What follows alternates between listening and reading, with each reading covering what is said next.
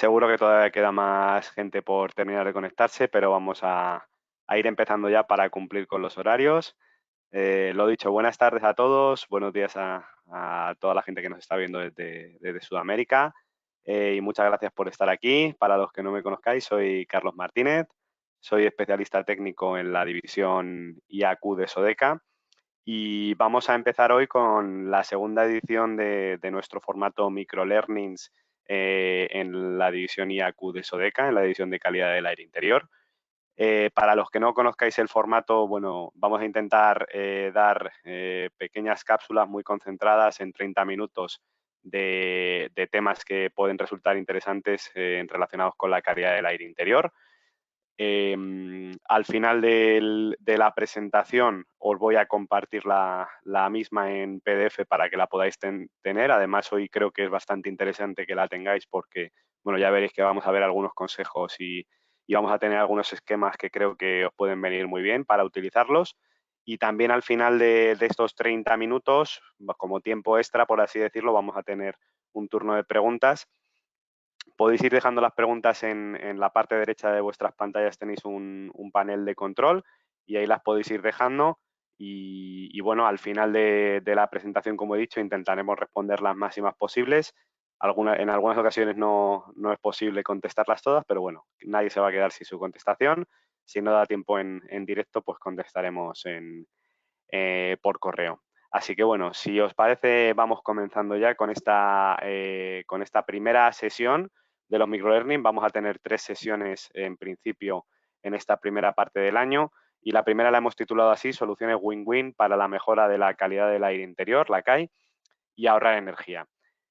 Bueno, os he dejado también mi correo electrónico por si surge cualquier duda o cualquier comunicación que queráis tener conmigo. También lo voy a poner en la parte final de la presentación, pero bueno, ahí la tenéis al inicio. Bueno, vamos a comenzar, como os digo. Debido a mi trabajo, muchas veces me veo en la situación de tener que ir a congresos, seminarios, a mesas redondas, donde además del contacto con la gente un poco que nos movemos en el mundillo, como supongo que seremos hoy la mayoría, pues podemos tener contacto también con lo que yo llamo la gente real, ¿no? Pues el cliente final, las personas que viven en sus casas o que tienen un negocio y que en general hay algunas frases que nos dicen este tipo de público que se repiten vayan donde vayan, ¿no? Por ejemplo, hay mucha gente que dice que los equipos de ventilación o los equipos de mejora de la calidad del aire interior suponen un gasto demasiado grande. Seguro que esto lo habéis escuchado muchas veces. Eh, la gente cree que el gasto que suponen estos equipos no van a poder afrontarlo. No se ve la salud todavía, aunque siempre decimos que la salud es lo más importante, al final el dinero termina siendo lo más importante y sobre todo es eso, que lo consideran un gasto, ¿no? Bueno, hoy en la primera parte de la presentación voy a intentar demostrar o voy a intentar demostraros para que vosotros también lo podáis hacer, que en realidad la ventilación y la calidad del aire interior no es un gasto, es una inversión, que es una cosa muy diferente, ¿no? Cuando yo hago una inversión significa que estoy esperando encontrar algo a cambio.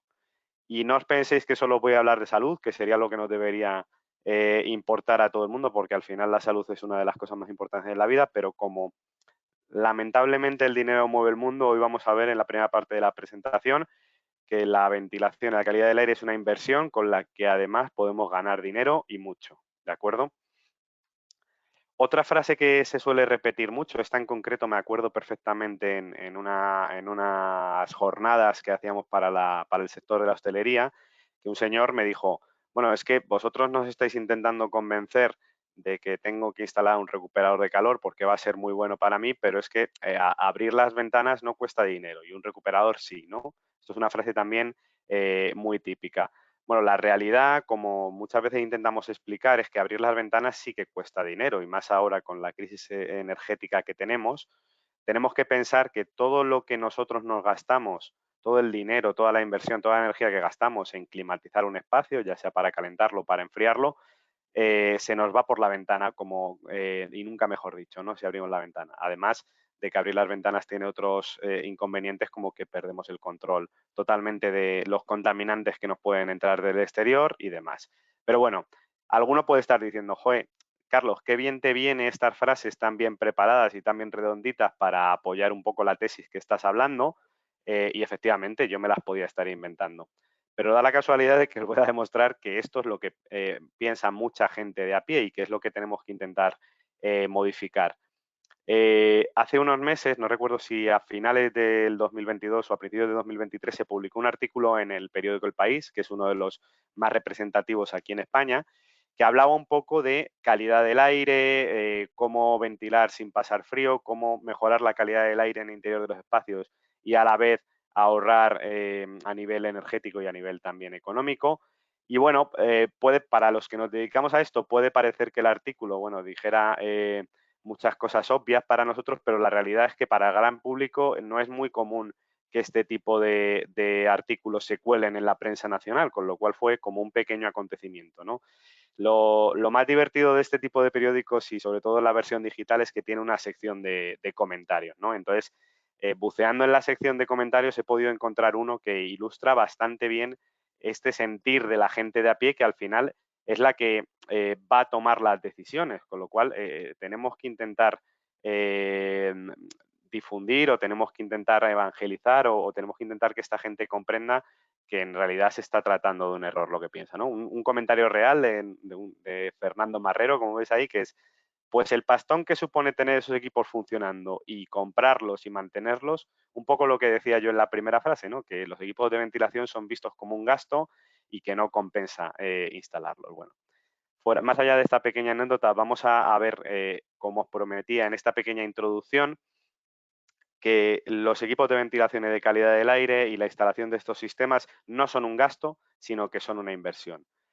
¿Cómo lo vamos a hacer? Bueno, pues nos vamos a servir de un documento que ha publicado una consultoría americana que se llama Stock, como acción en inglés, en la que analizaba 60 estudios independientes diferentes que estudiaban cómo impactaba construir high performance buildings de cara a la economía global de una empresa. Y bueno, ¿qué son los high performance buildings? Pues son aquellos edificios que están diseñados para mejorar la salud y el confort de los usuarios que están dentro. Quiero decir, habitualmente se construye pensando en, bueno, tengo que tener 4 paredes, tengo que poder trabajar, pero este tipo de edificios tienen en cuenta factores como la calidad del aire interior, el confort térmico, la iluminación, tener espacios agradables a la vista, alimentación sostenible, ese tipo de cosas. Bueno, pues los compañeros de la consultoría Stock hicieron un experimento partiendo de una hipótesis, ¿no? Iban a imaginar una empresa que tuviera 820 empleados y un edificio de unos 1.350 metros cuadrados. Iban a suponer una inversión inicial de 300.000 dólares para la reforma o la creación de un edificio de alta performance y iban a estudiar qué es lo que pasaba, no con la salud de los empleados, porque eso yo creo que todo el mundo damos por hecho que implementando los sistemas de ventilación adecuados y de tratamiento del aire interior vamos a mejorar con mucho la salud, pero ellos decidieron enfocar el estudio hacia las métricas, ¿no? Hacia la economía de esa empresa. ¿Qué iba a pasar con la economía de esa empresa? Bueno, pues esto es lo que descubrieron. Por cierto, os he dejado ahí debajo el enlace para que podáis acceder al estudio cuando queráis. Lo que descubrieron, después de analizar, como os digo, 60 estudios independientes, es que el valor anual neto, o en inglés Total Net Present Value, daba un balance muy positivo al cabo de 10 años. Para aquellos que no entiendan muy bien este concepto de VAN, de valor actual neto, es un concepto que se utiliza para decidir si vamos a realizar una inversión o no en el ámbito de los negocios, ¿no? Lo que tiene en cuenta es los flujos de caja que vamos a tener en este momento, pero también en un futuro, le aplica una serie de tipos de interés y evalúa si la inversión que va a realizar va a ser rentable o no va a ser rentable. Bueno, pues al cabo de 10 años conseguía un VAN positivo, siempre que el VAN es positivo, significa que la inversión tiene rentabilidad para nosotros, de 129 dólares por pie cuadrado y de 23.584 dólares por empleado. Fijaros la cantidad y la rentabilidad de esta inversión de 300.000 dólares iniciales. ¿Dónde se había producido esa ganancia? ¿Dónde se va a producir ese beneficio? Pues como podéis ver en las gráficas, fundamentalmente en dos factores. En primer lugar, en una mejora brutal de la productividad. Casi un 40% de este beneficio viene de la mejora de la productividad de la gente. Si nosotros trabajamos en ambientes más saludables, más confortables y mejor para nosotros, en conclusión, vamos a trabajar más y mejor. Pero es que además iba a incrementar una cosa muy importante, y la gente que tenga una empresa o que esté en recursos humanos de una empresa o en relación con estos temas me dará la razón. Y es que incrementaba muchísimo la capacidad de retención. La gente se quería quedar en esa empresa a trabajar. Son dos factores muy importantes y que se consiguen mejorando también la calidad del aire interior en estos espacios. Otras cosas interesantes que nos trae este estudio, bueno, en primer lugar, una gráfica que nos da una idea de cómo han ido cambiando las inversiones dentro de una empresa. En el año 1975 la mayor parte de la inversión estaba puesto en tangibles, en cosas tangibles, en maquinarias, en ordenadores, en edificios, mientras que la evolución ha tendido a que la gran mayoría del dinero que una empresa invierte es en capital intelectual. Significa que si tu mayor potencial está en las personas, lo que tendrá sentido es cuidar esas personas para que se quieran quedar y para mejorar su productividad, ¿no? Otras gráficas interesantes que podemos ver es, por ejemplo, en qué porcentaje aplica cada uno de estos conceptos al incremento de la productividad. Podéis ver, por ejemplo, cómo aplica el confort térmico o la ventilación o la calidad del aire. Bueno, sin duda un estudio súper interesante y que demuestra que no solo vamos a obtener un beneficio en salud, que es lo más importante y que es lo que estamos cansados de decir, sino que como el dinero lamentablemente sigue moviendo el mundo, esto demuestra que apostar por las tecnologías y por la ventilación y por la mejora de la calidad del aire interior tiene consecuencia directa en nuestros bolsillos, ¿de acuerdo? Bueno, antes de pasar a lo que va a ser hoy el grueso de la presentación, que van a ser dos casos prácticos que vamos a realizar aquí en conjunto y que vamos a plantear también para que sean eficientes energéticamente hablando, que también es una de las cosas que ya prácticamente es obligatoria cuando planteamos un sistema de ventilación. Como introducción vamos a ver en qué normativa se basa aquí en España la definición o el diseño de sistemas de calidad del aire interior. Para los compañeros de Sudamérica, la semana que viene vamos a tener una formación muy parecida a esta en inglés, donde usaremos la normativa SRAE, la 62.1, que es como una normativa internacional que en muchos de estos países yo sé que es la más utilizada. Pero bueno, en esta versión en español vamos a analizar lo que nos dice el RITE, que es el Reglamento de Instalaciones Térmicas de los Edificios, que tiene una serie de requisitos, la mayoría de ellos térmicos, como su nombre indica, pero que tiene una pequeña instrucción técnica que nos habla de exigencia de la calidad del aire interior, ¿de acuerdo?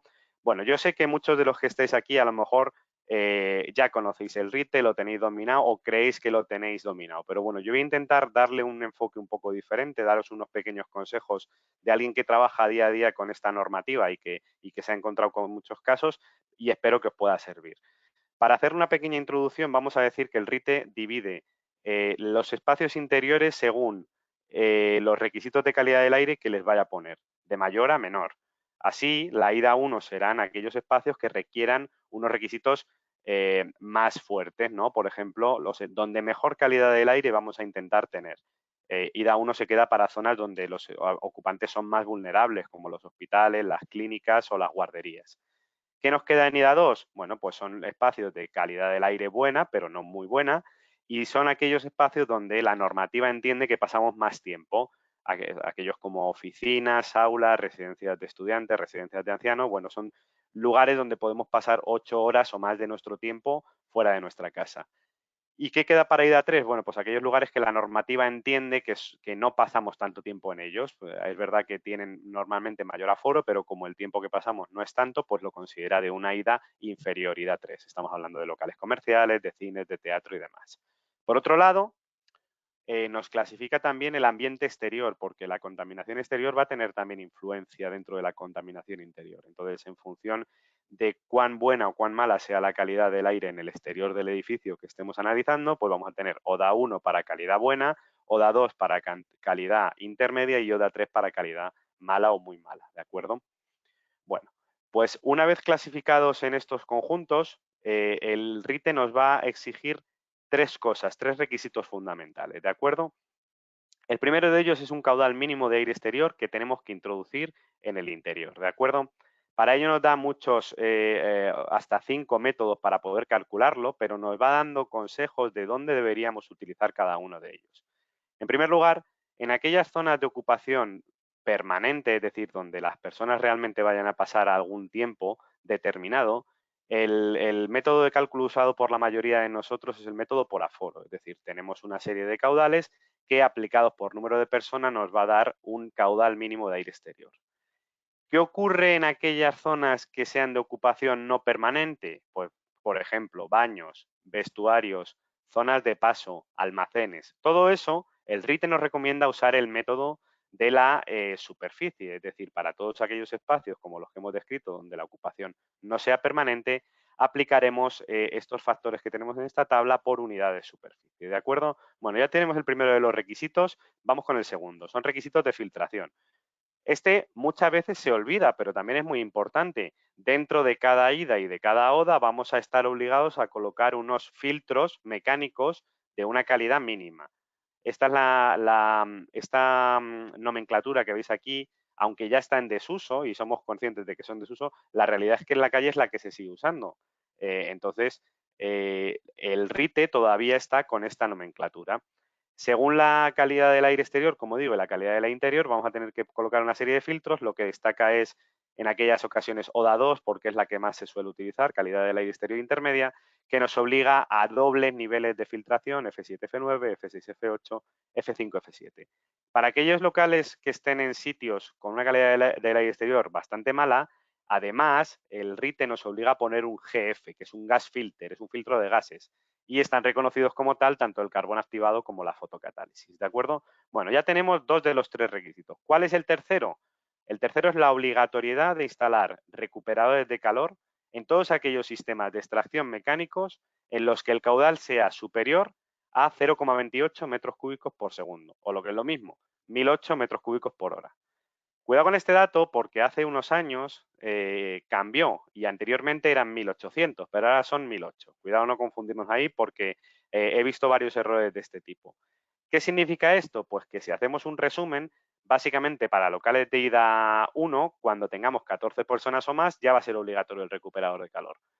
En ida 2, cuando tengamos 23 personas o más. Y en ida 3, cuando tengamos 35 personas o más. ¿De acuerdo? Bueno, pues hecho este pequeño resumen de cuáles son los requisitos que nos va a exigir el RITE, yo os he preparado aquí un esquema de decisión que yo creo que os va a venir muy bien cuando tengáis que plantear un sistema de ventilación. Tenemos que tener en cuenta que normalmente vamos a plantear sistemas de ventilación mecánico, tanto de aportación como de extracción, ¿de acuerdo? Lo primero que tenemos que saber es si el local es de ocupación permanente o no permanente. Ya os he dicho los no permanentes, almacenes, zonas de paso, baños y vestuarios. No hay más, ¿de acuerdo? Zonas de paso pues pueden englobar pasillos, distribuidores, todo ese tipo de soluciones. Bueno, pues cuando el local es de ocupación humana permanente, tanto la aportación como la extracción la vamos a calcular a través del aforo. En el caso de que sea ocupación no permanente, la aportación va a ir a través de la superficie y la extracción pueden pasar dos cosas. ¿Por qué? Porque para almacenes y zonas de paso vamos a seguir utilizando la superficie, pero para locales de servicio, que llama el RITE, baños y vestuarios, nos obliga a que la extracción sea mínimo de 2 litros por segundo metro cuadrado. Esto es algo que mucha gente tiende a olvidar o no conoce y está bien que lo sepáis porque ese tipo de extracciones las vamos a calcular por separado, ¿de acuerdo? Bueno, pues vamos a ir entrando ya en lo que es lo magro, ¿no? Los dos casos prácticos que vamos a ver en el día de hoy, ¿de acuerdo? El primero de ellos va a ser un restaurante, como veis aquí, ¿de acuerdo? Lo que vamos a hacer con este restaurante, igual que deberíamos hacer con todos los locales a los que nos enfrentemos, es separarlo por zonificarlo, por así decirlo, ¿no? Separarlo por zonas.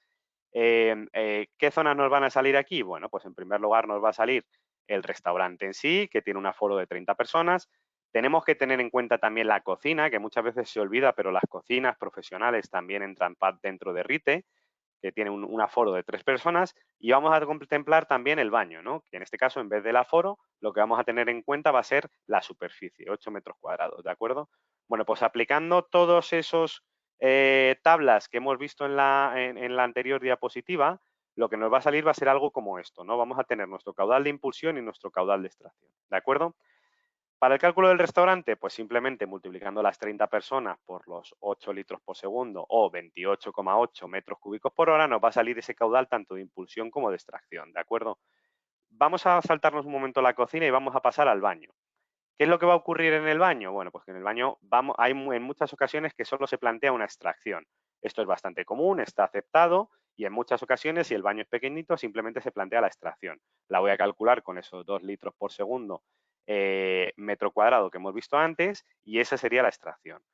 ¿Qué ocurre con la cocina? Bueno, la cocina es un tema especial porque para la impulsión sí que vamos a utilizar lo que nos dice Rite, vamos a considerar esas 3 personas, pero en muchas ocasiones quien nos va a mandar a nivel ventilación en la cocina va a ser la campana de extracción. Es la principal fuente de extracción dentro de una cocina y aparte de temas de salubridad ya estamos hablando de temas de seguridad y de control de humos. Con lo cual, la campana de extracción se tiene que calcular aparte de una manera diferente.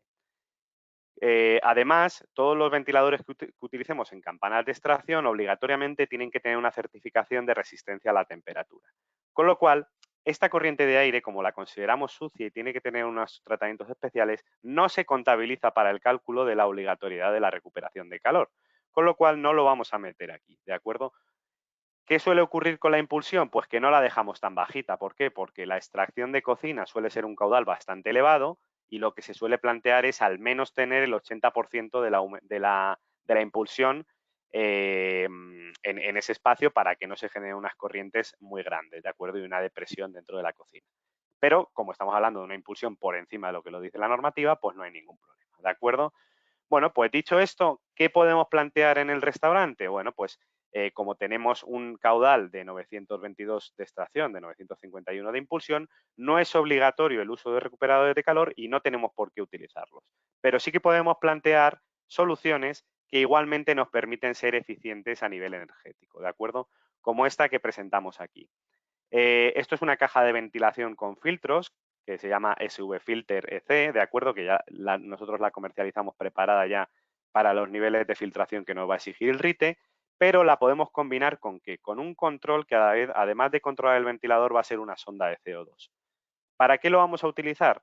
Bueno, si nosotros aplicáramos de manera continua el caudal que nos ha salido en el cálculo dentro de esta estancia, tendríamos que aplicar esos casi 900 metros cúbicos hora durante todo lo que dure el servicio dentro del restaurante.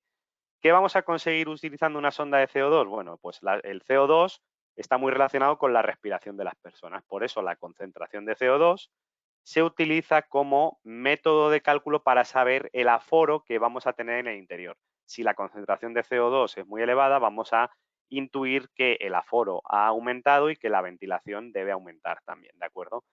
Por eso, en función de la gente que vaya viendo dentro del restaurante, nuestro sensor va a detectar esa concentración y el ventilador va a aumentar la velocidad o la va a disminuir en función de lo necesario. ¿Qué conseguimos con este tipo de soluciones de ventilación bajo demanda con control de CO2?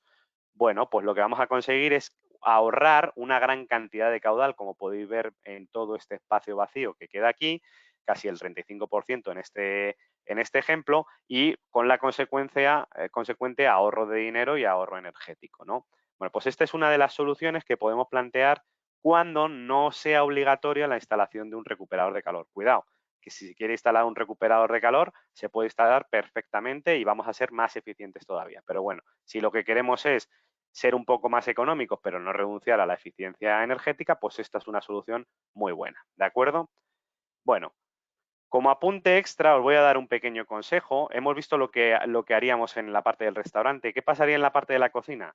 Como ya os he dicho, lo más importante es el cálculo del ventilador de la campana de extracción. Este cálculo se puede hacer de una manera muy sencilla utilizando nuestro software gratuito de cálculo y selección que se llama QuickFan y que basado en esta norma UNE, en la 100.165, vais a poder calcular el caudal necesario para el extractor de la campana de cocina. Simplemente con las dimensiones de la campana, la altura entre la campana y el fuego, el tipo de cocina que tenemos y cuántas caras abiertas tiene la campana, es decir, si es una isla o si está en una esquina o si está contra una pared, nos va a dar de una manera muy rápida el cálculo de caudal que vamos a necesitar. Y además vamos a poder ir directamente a la selección de estos equipos, que como ya os he dicho, tienen que tener una certificación de 400 grados 2 horas, ¿de acuerdo? Con lo cual es un truco que yo os recomiendo utilizar, es una herramienta muy sencilla y que de verdad que funciona muy bien, ¿de acuerdo? Bueno, pues vamos a ir con el segundo de los casos prácticos que teníamos planeados para hoy. Ahora vamos a ir con una oficina, ¿de acuerdo? Vamos a volver a hacer lo mismo que antes, vamos a sectorizar, ¿de acuerdo? Y vamos a ver en una oficina abierta donde puede haber un aforo de 16 personas, una sala de reuniones con un aforo de 12 personas, una sala de formación con un aforo de 20 personas y también vamos a tener los baños con una superficie de 36 metros cuadrados, ¿de acuerdo? Volvemos a aplicar los cálculos que hemos visto siguiendo el esquema que os he mostrado antes, ¿de acuerdo? Para cada una de las salas con ocupación permanente, pues aplicaremos IDA2 y obtendremos el resultado tanto para caudal de impulsión como la extracción.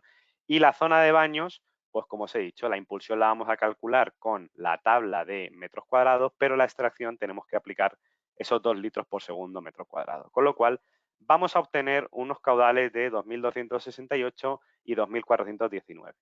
Como el caudal de extracción es superior a 1.008 metros cúbicos hora, según RITE vamos a estar obligados a instalar un recuperador de calor, ¿de acuerdo? Bueno, pues me voy al QuickFan, introduzco el punto de trabajo, tanto el caudal como la pérdida de carga.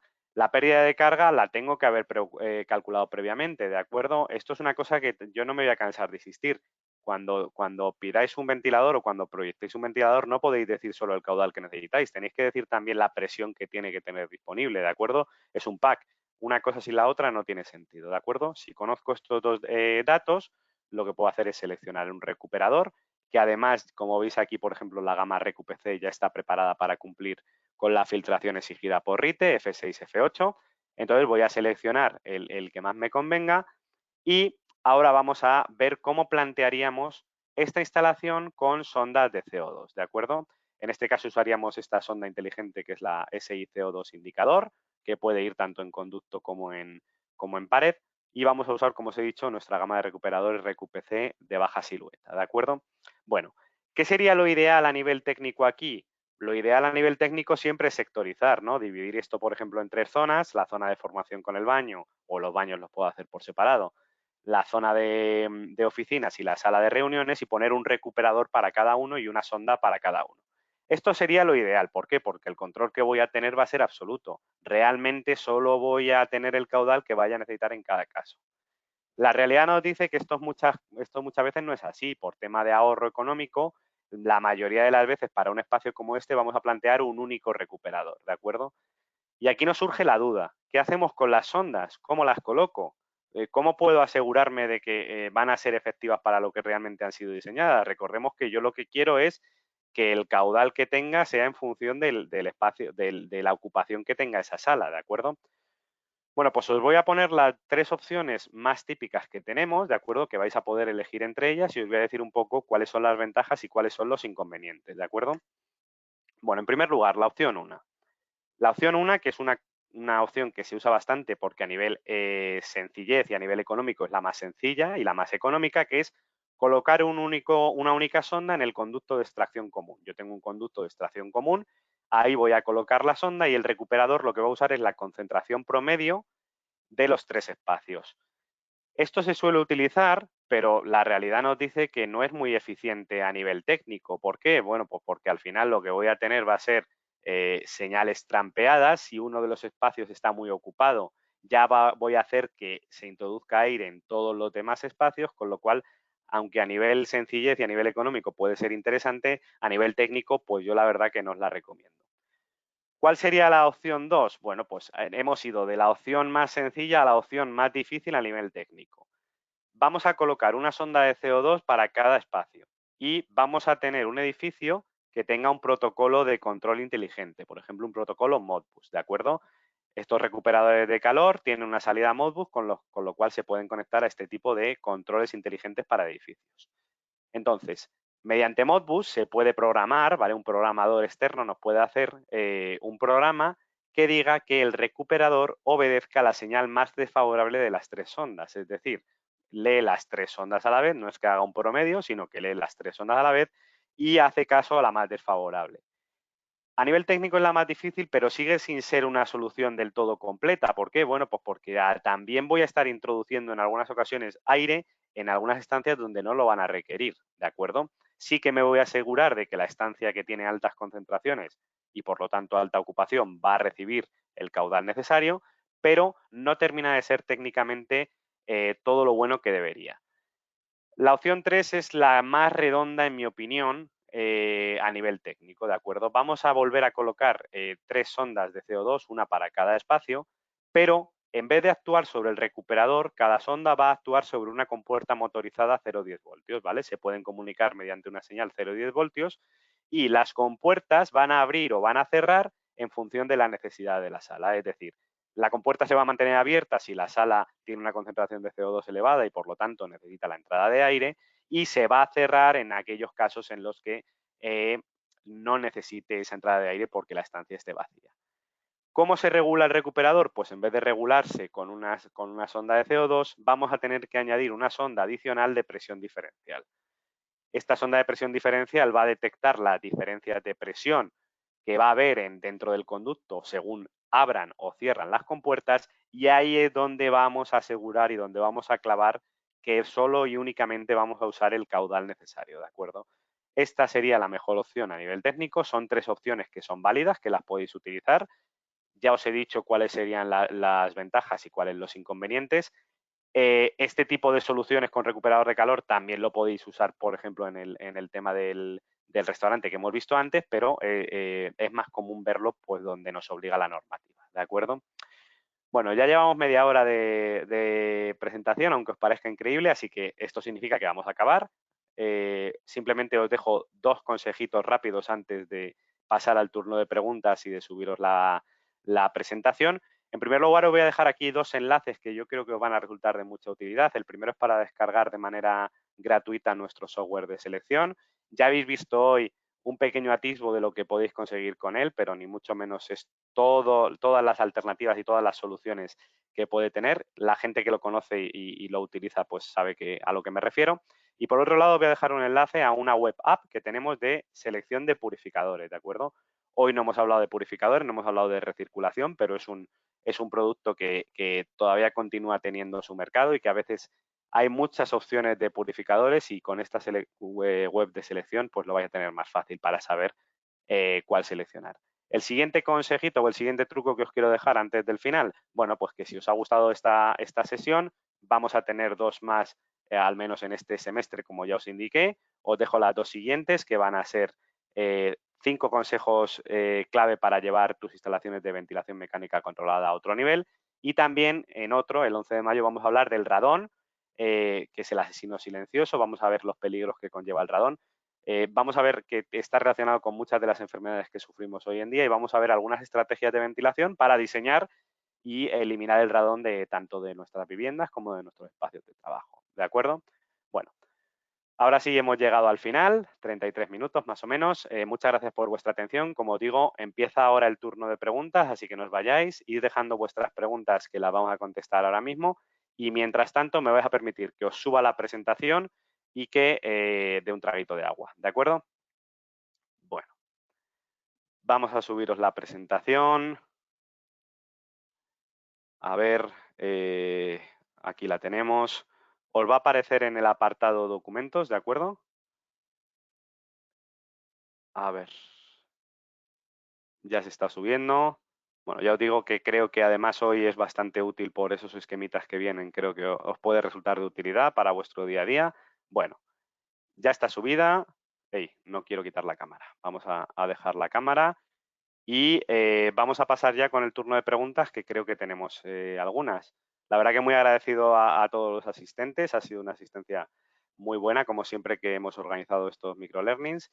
Así que vamos a ver también el turno de preguntas. Venga. Bueno, veo que tenemos muchas preguntas también, así que vamos a ir una a una. Vamos a ver si nos da tiempo a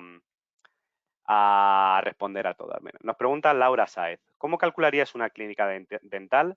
Si tenemos boxes, laboratorio, despacho, sala de espera y una salita para comer, el personal de la clínica, ¿lo contarías todo como ida 1? ¿O despacho, sala de espera y comedor lo contarías como ida 2? Gracias.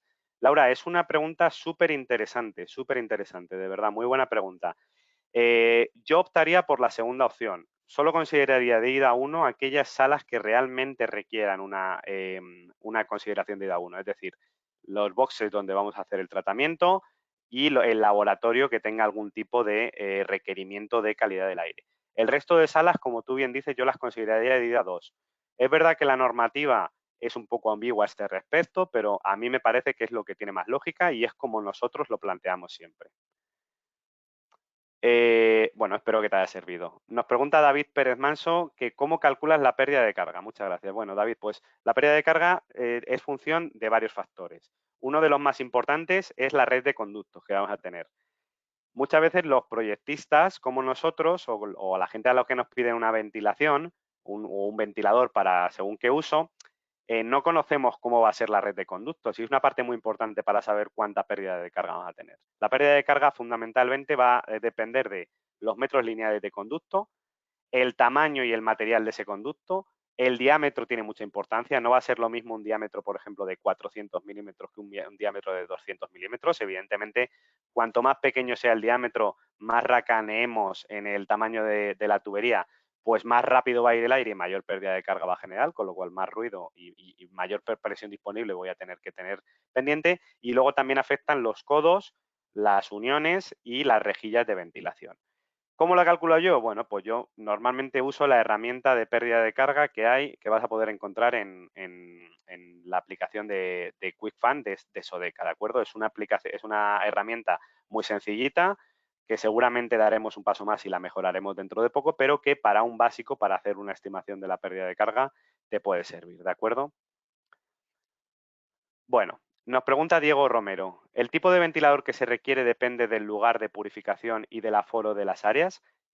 Bueno, realmente el tipo de ventilador en sí, lo que es el ventilador, no depende de eso. Depende más bien la presión disponible que tenga que tener y el caudal que sea capaz de mover. Va a depender del aforo, porque el número de personas va a influir mucho en la calidad mala o buena de un ambiente y del lugar donde vayamos a estar. El tipo de ventilador, pues no, puedes tener un ventilador, por ejemplo, centrífugo o un axial en función de lo que tú hayas planteado. Bueno, normalmente nos guiamos por otras cosas. Por ejemplo, yo siempre recomiendo ventiladores más bien EC, con señal 0,10 voltios, pues porque son más eficientes. Los centrífugos, pues si están en caja, hacen un poco menos de ruido. Ese tipo de cosas también nos puede servir para definir qué tipo de ventiladores vamos a utilizar, ¿no? Estoy viendo muchas preguntas y me gusta mucho, lo agradezco mucho, de verdad. Creo que es súper interesante esto, ¿eh? Vamos a seguir. Eh, nos pregunta Miguel Alejandro Castillo Mejías. Dice, gracias, muy interesante. ¿Existe algún tipo de problema en el sistema de CO2 con respecto a la grasa que se provoca en una cocina? ¿Algún sistema de protección o de desbloqueo por la misma? Bueno, pues el tema de la grasa es muy, muy interesante, esto que comentas, Miguel. Si hemos calculado bien la campana extractora, como os he dicho, el ventilador de extracción, no hemos sido rácanos con el caudal, lo normal es que esa grasa que decimos que se acumula en una campana no sea tanta, ¿de acuerdo? ¿Podría afectar a la medida? Sí, bueno, siempre vamos a intentar eh, localizar una sonda, en el caso que tengamos una sonda de CO2 en un punto más o menos elevado, a una altura, por ejemplo, de la respiración o demás, e intentaríamos ponerlo, en el caso de una cocina profesional, lo más lejos posible de la zona de alimentos. Pero bueno, ya te digo que si hemos calculado bien la campana, no deberíamos tener ese problema. Y por supuesto, saludos a Chile. Eh, bueno, vamos a seguir. Julio Bernal nos dice, ¿la sonda de CO2 calcula las ppm con respecto al ambiente exterior? No, Julio, muy buena pregunta. Calcula las ppm, o sea, mide las ppm que tenemos en el interior. Yo creo que esta pregunta viene un poco porque, según normativa y según los cálculos de caudal que vamos a necesitar, requerimos también la diferencia con las ppm del exterior. Como en el exterior esperamos no tener tanta concentración, aunque Julio, tengo que decirte que si seguimos así la concentración de CO2 en el exterior va a seguir subiendo cada vez más. Bueno, pues normalmente lo que se hace es hacer una diferencia entre lo que tenemos en el exterior y lo que tenemos en el interior, efectivamente. Esta sonda no lo calcula porque en realidad necesitaríamos dos sondas, ¿de acuerdo?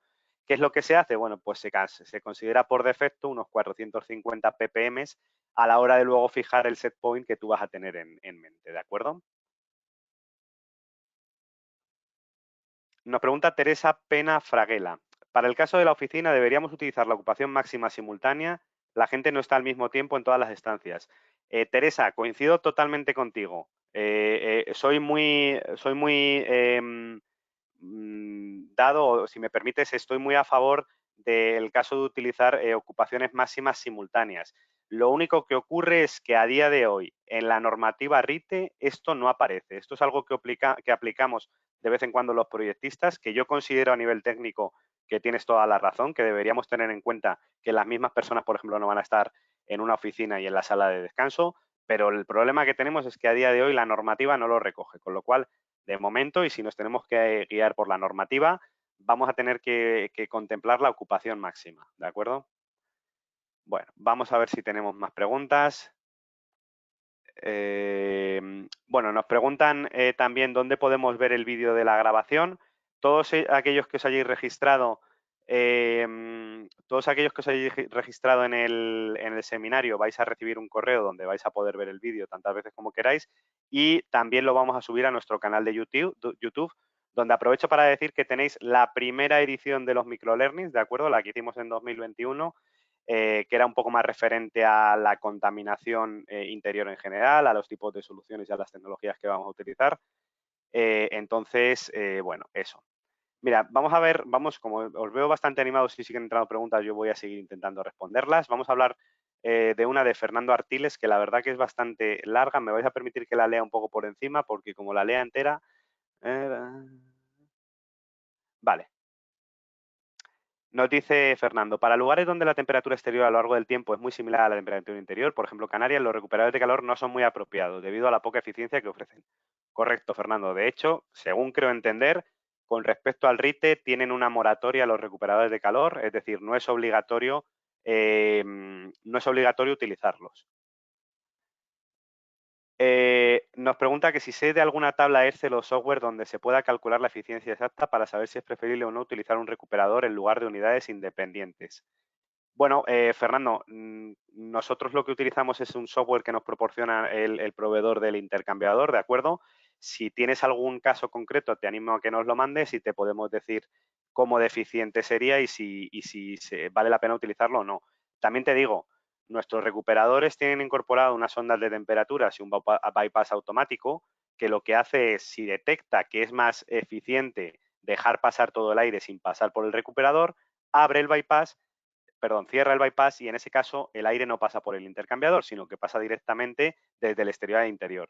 Esto en algunas ocasiones, según para qué se utilice, se llama free cooling y es muy útil, por ejemplo, yo qué sé, os voy a poner un ejemplo. Esas mañanas de verano que amanecemos con el interior de la casa muy caliente porque hemos estado las personas durmiendo allí o una oficina que ha estado todo el día cerrada, y resulta que por la mañana en el exterior hace más fresquito que en el interior. Las ondas de temperatura de los recuperadores deberían detectar esa diferencia de temperatura y abrir, como te digo, el bypass para que el aire pase directamente que no pase por el intercambiador, sino que pase directamente para conseguir un enfriamiento rápido, ¿de acuerdo? Bueno, la verdad es que siguen llegando preguntas.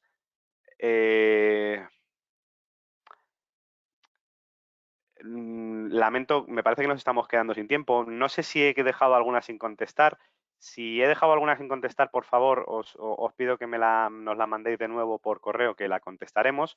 Simplemente daros las gracias de nuevo por vuestra asistencia. Espero que os haya resultado útil, que os haya merecido la pena y si os ha gustado, pues ya sabéis, tenéis las siguientes charlas en el enlace que os he dejado y nos vemos en la siguiente. Un saludo a todos y muchísimas gracias por asistir.